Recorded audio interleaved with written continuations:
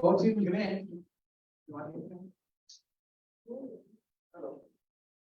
Good evening. Come on in. Enjoy your time. Probably total 7 o'clock. No, you come in. Okay, thank you, thank you. We don't bite. Thanks. Ready? Good evening. Fourth order of the Board of Trustees work session for February 6, 2023. Administrator, please call the roll. Trustee Henry. Here. Trustee Coffee. Here. I'll note the absence of trustee Evans with notice. Trustee Lopez. Yeah. Mayor Williams. Here.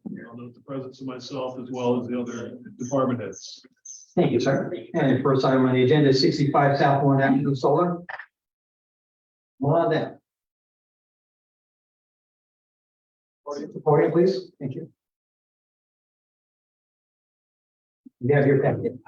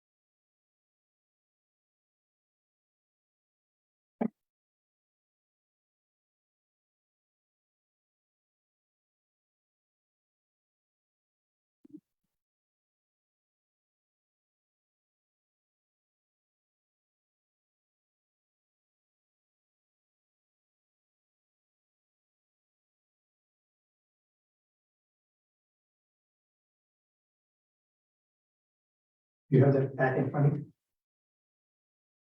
There's a page. On the back part of the house. Yeah, 4 panels going one way and 2 the other way. Why would we make them all the same?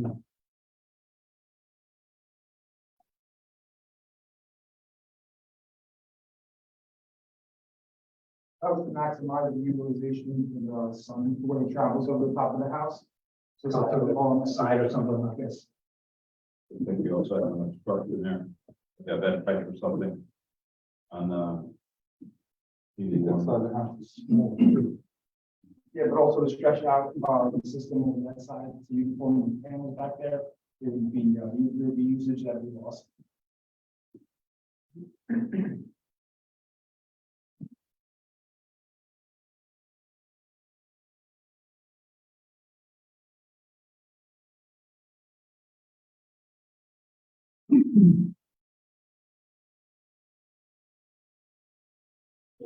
Because you have 4 going on and 2 the other way. I would put the other 2 right next to the wall. Thank you. They said, well, maybe go. Yeah, the sun's going from one side. There's also a sewer back. Yeah, coming up in the road there. Sewer back. Yeah, they can see it because it's not on that diagram. Yeah. The other thing.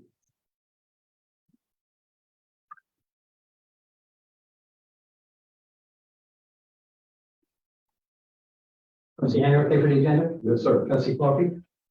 Yes, sir. Trustee Lopez? Okay, you're all set. Just make an appointment, see Tony and he'll do the paperwork. Thanks. Thank you.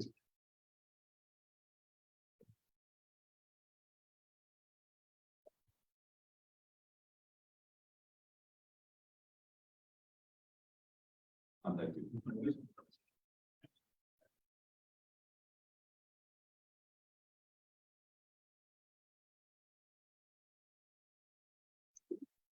Second is to update the police fire radio. Work. Easy for you to say. Yeah.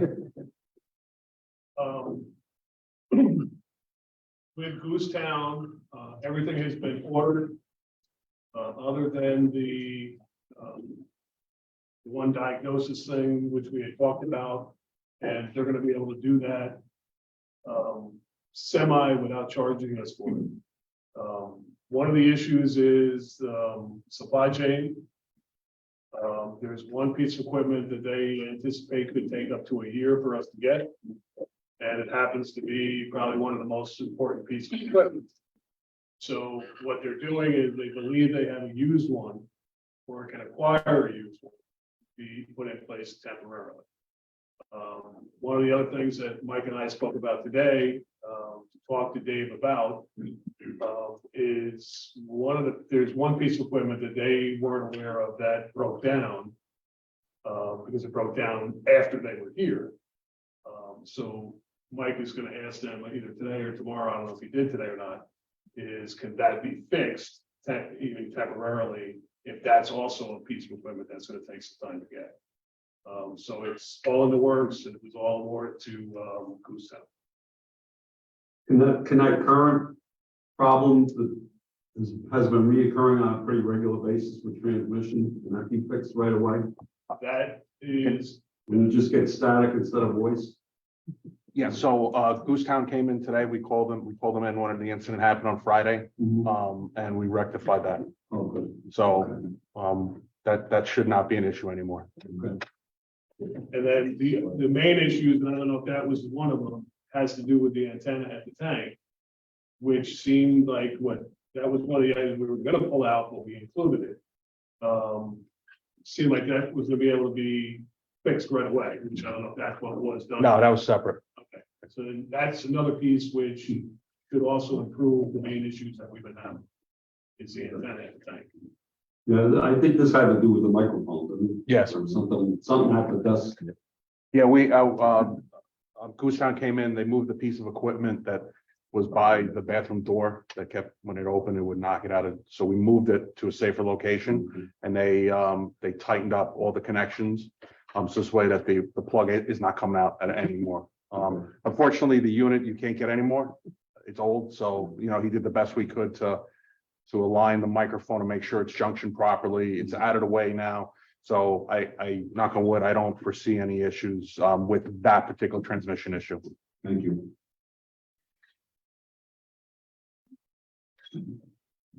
What is it?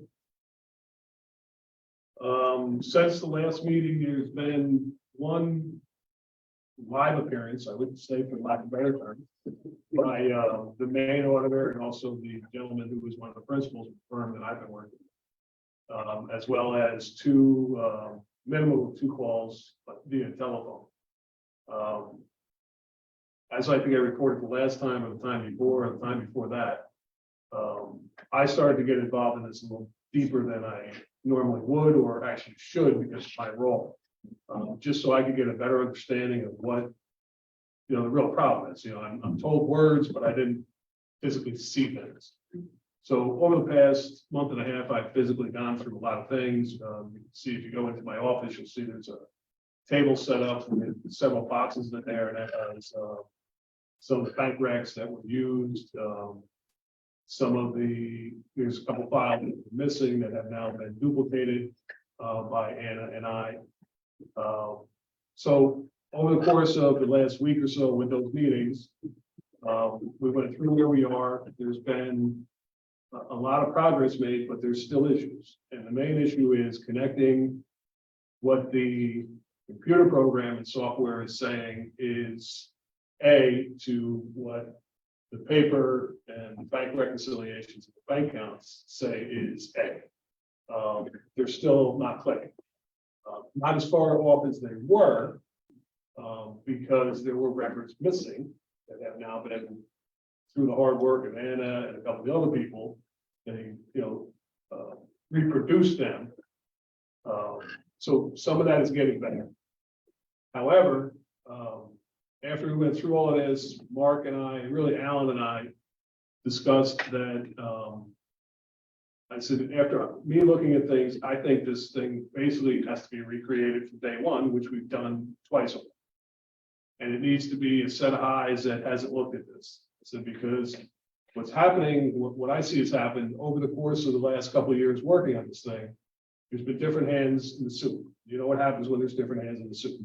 And when you do something meticulously as doing bank recs, you can't set a bank rec down and then go pick it up 3 days later.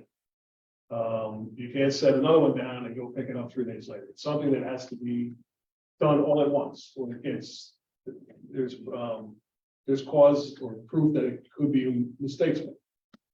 So, Alan was honest with me and said, you know, we can't, meaning his firm, I can't give you somebody to sit down and do this. That would be, if I did that, then we'd have to get somebody else to do the audit. I said, I understand that. So I think I had reported one other time that there was possibly a treasurer locally that was retiring, who we might be able to consult with, but she's rather to travel right now. She doesn't want to do any work. So Alan said that he's been dealing with, mostly with school districts, a management group by the name of Management Advisory Group, who the principal, one of the principals of that, I actually know the person. I never did any business with them, but I knew who they were. I had heard their name before. So when he said them, I said, well, let me check them out. So I checked around some of the school districts that they do work with, and they said that that's who you really need. So we contacted the lady through Alan and through Mark. Told her what our needs were, and she said she's interested. She said she actually just hired a staff person who was retired from a school district, a business manager, who this project would be perfect for. But we need to see everything. So that's either going to be done Tuesday, Thursday, or Friday of next week, where the principal of the firm, as well as the auditor, for lack of better terms, is going to come in and meet with Anna and I and Alan to actually look and see what I've been doing, what they've been doing. I think with everything now in one place, with one person doing it, that's what we need to do. Well, to be honest with you, I don't think we have any choice. We have to. Don't know what that's going to cost. I don't think it costs a lot. And we'll know that until they look at what they believe the extent of it is. So that's where we are. We'll meet with them. And then I'll get back to you if it's obviously going to cost a lot more. I miss something? Give me the information on the dissolution of village court. So a couple months ago, Trustee Henry had asked Dan and I if we could look into the process, what it meant, you know, could we get some information? So I reached out. I reached immediately out to NICOM. So I provided you guys with that information. That's the information that's in your packet. And then I also had found out, out of really dumb luck, that the village of Ellenville, as of December 1st, did away with their court. So I was able to contact some people up in Ellenville with the village to find out what they went through, the process, et cetera, as well as the town supervisor there is a good longtime friend of mine. I had about a 3-hour phone call with him. Most of it was catching up on stuff, but went over, you know, how the town is set up and what it means and what the town is paying the village. And basically it's exactly what's in the material that you got. So at this point, if you are interested in doing that, it's a relatively simple process. You would do a resolution of the board to abolish the court as of the way the law reads, it would be the end of the current term. So that would be April 2022. Yeah, 2025. That resolution is subject to permissive referendum. Permissive referendum is if somebody went out and got signatures to cause there to be a vote. Or you can actually do on your own motion, you could call for a referendum. You don't have to. Miss anything there? And if, and if we do take that action, there'd be no loss of revenue for us. That was my understanding. There's a couple of things, like, for example, I think there's a couple of, like, the state troopers, some of that you would lose. But all village code, any traffic violations in the village, parking, all that still comes to the village. Anything that you would lose is minor and would be set off by expense that you're getting rid of. Yeah, the only thing is residents bad for not coming down through a local court. You know, they like coming down, seeing their judge is their neighbor, you know, everybody here is there, they don't have to travel out of town, you know, so. Definitely not a good idea. I felt it was similar to the way the assessors. Yeah, that was, that assessor wasn't alone. No. Town does it now. And the only other option would be to try to get a waiver so we can Oh, yeah, they were supposed to be looking at- have a judge from outside the village.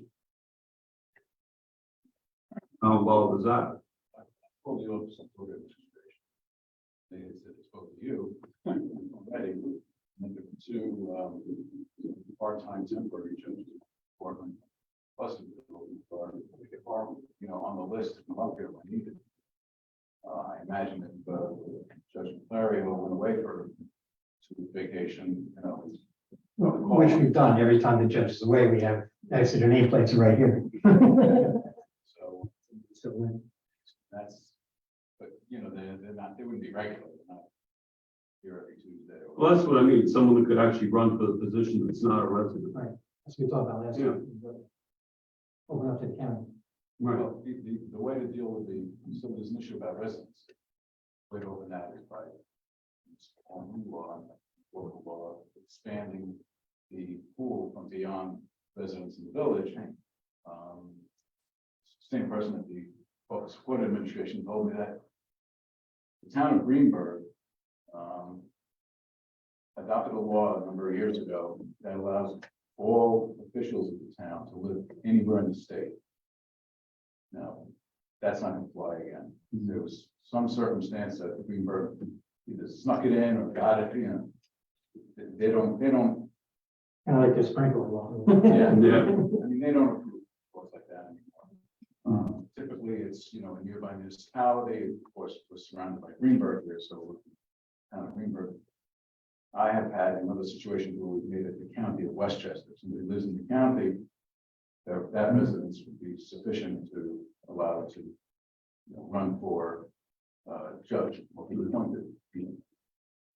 So that's something that we can certainly pursue. Right, she said that because there's a lot of very small communities that ran out of people to fill the position. You see the view of Yeah. Well, can we put a stipulation saying, what about, because we want the, at least an attorney? That was a big problem, aside from people in the village not wanting stuff. What was the first? You don't have to be an attorney. I know, but if we're gonna do can we say for us, we want an attorney if he's No, doesn't live in the village? no, because it's not a requirement. You could make it a requirement. Well, that's what I'm saying, I can mean, we make it? change laws, I mean, it's just that, there isn't enough attorneys in the village anyway. Right. That want to step up, and then so they make it, but we don't want, you know, if we're leery about having non-attorneys and people living in those, why would we go outside the county and bring in someone who's not concerned? Or at least, Oh, yeah, no, yeah.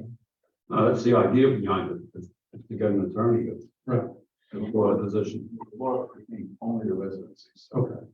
Yeah, so you determine the criteria for. I don't know if you could do that because it's state law. You don't have to be an attorney. It could be a wish and a hope if we choose that person. But you also got to remember, there's a couple of factors fall to that. Now until then, it's my appointment. Okay, so it could be anybody. Once it comes election day, when the person runs, if a non-attorney runs for election and wins, we have no say over that. Because that's what state law says now.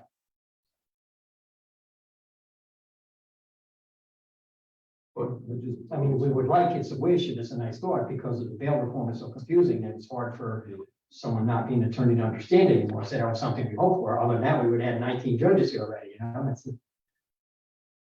I think the activity in this court is just too busy for not They have attorney. 150 people coming tomorrow. I mean, that might work upstate where it's, where it doesn't have the volume that we have and the cases that we have. But I don't see that working here. But since we have to make the law go to 2025, before it's all the court, I think it would be. Might as well look, to see if we could do that to change it. Well, yeah, we talked about that last meeting, and we were gonna ask them to look at changing it to that, so, to find a judge outside of Elmswood and, you know, in the county, so. That would be perfect. Yeah. So if we get that home rule, we'll write it up, we'll send it in, you know, and if something changes in the meantime, it does, if it doesn't, it doesn't, you know, it might be somebody out there, or somebody moves in the village, or something we don't know about, but. You know, in the meantime, we get the paperwork started on it. So on a day like tomorrow, you're saying that expect about 150 people? Who's gonna handle that? So that could, It's all traffic. will be at the side. The other piece of it, so you're aware, you have an election on March 21st for this position, only this position. As of Friday, no one has filed a single piece of paper with the Board of Elections. I believe it's too late to hold a party caucus. And I believe the independent petition, don't hold me to this, is the beginning of next week. Would have to be done by. That also potentially could be a real issue. If there's nobody on the ballot, that means that Mike Anazzo, who lives here, writes in Joe Coffey's name, you're the new judge. You're in trouble then. And very possibly could happen.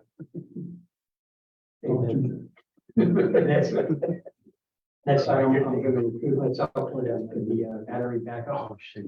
Deputy Mayor Henry, if you can take over red light. Yeah, red light.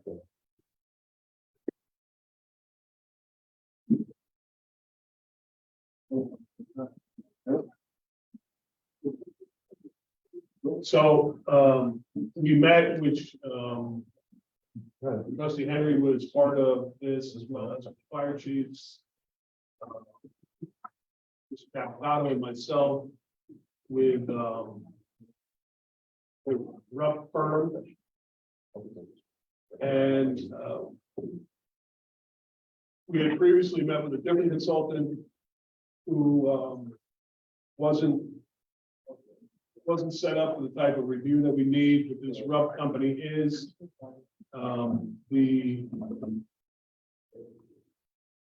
The contract is pretty self-explanatory.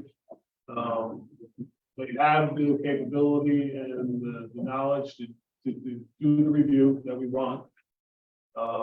There is a concern which was voiced, I think, by some of the trustees and a couple of the other people that we don't want to enter into this until the applicant actually provides us with the escrow that they've been asked for, which they have not.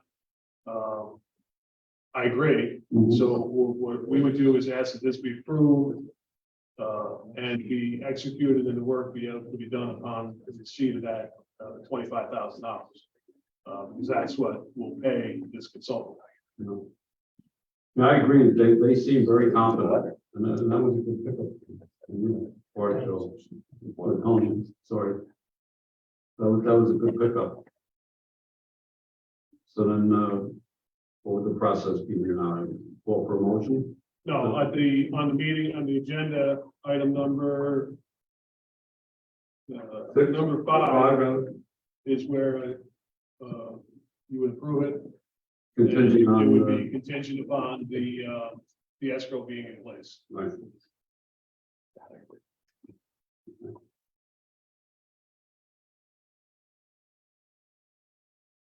That is not close to the door, right? No. No, sir.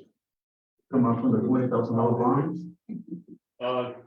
they have to put up 25,000 and their, the billings out of this would come out of that escrow account for us to pay them.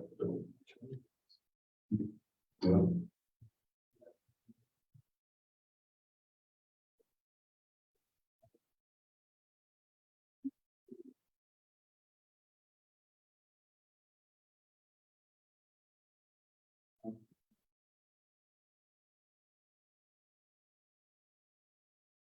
I don't know if you guys looked at the hourly rate these people make. We're in the wrong business.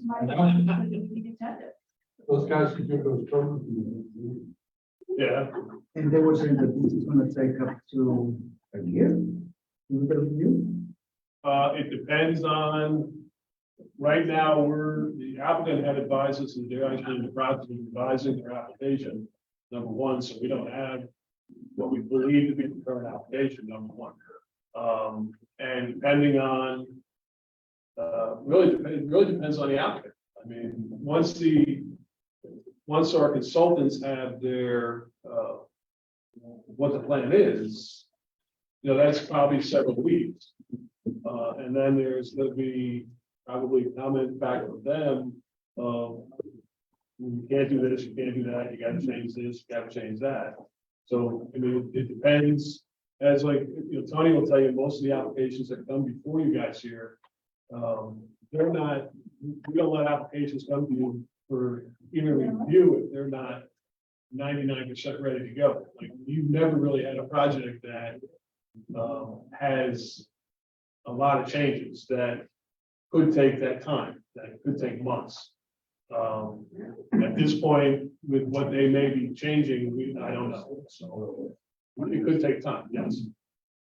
Would these rates be subject to change?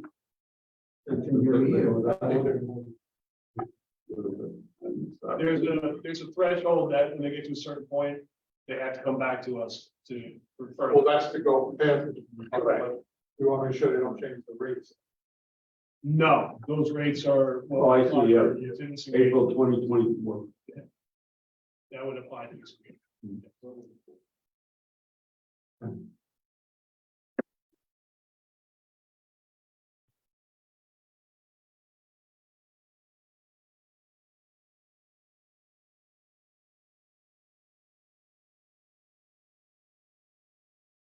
Thank you, Deputy Mayor, getting good at that. I know, I promise not to make it happen. No, please don't. Thank you, sir.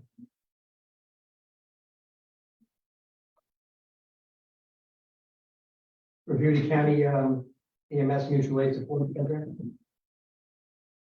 That's mostly informational, but timely as well. Basically, what the county has put in place, if you recall, myself, Deputy Mayor, former Fire Chief Henry, several other former fire chiefs and current fire chief and most previous fire chief have been involved about 5 years now in discussing mutual aid ambulance in Greenberg. Basically, this idea that the county is doing is that idea, but on a countywide basis.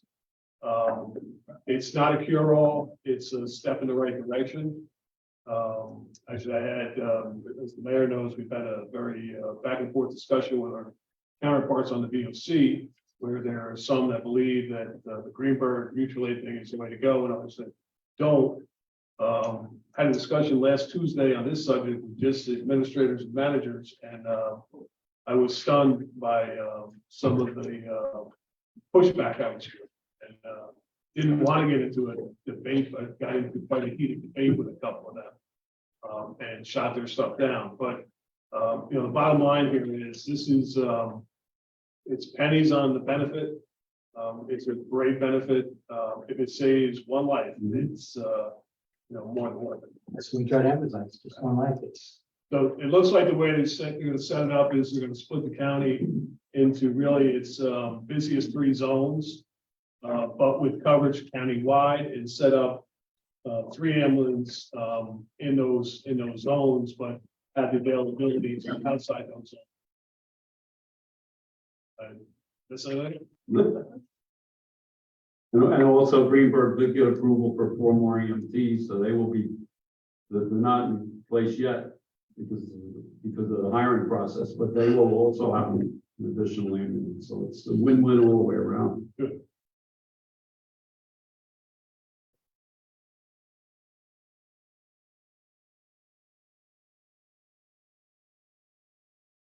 To, make your notes for the new handbook. You have nothing to say around and make those notes. Do the, February, March schedule.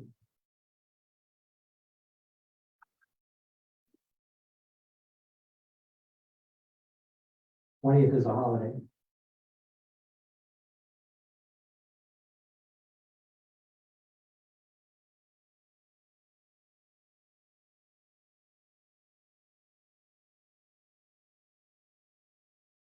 We could do. We'll do March 6th and March 20th if you want.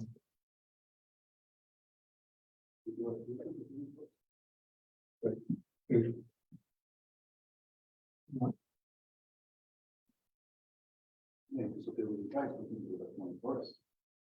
February 21st, Tuesday.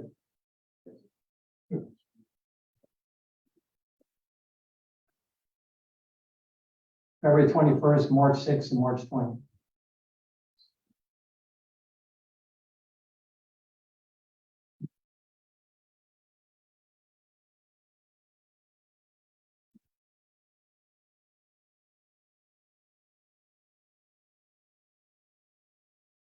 Mike?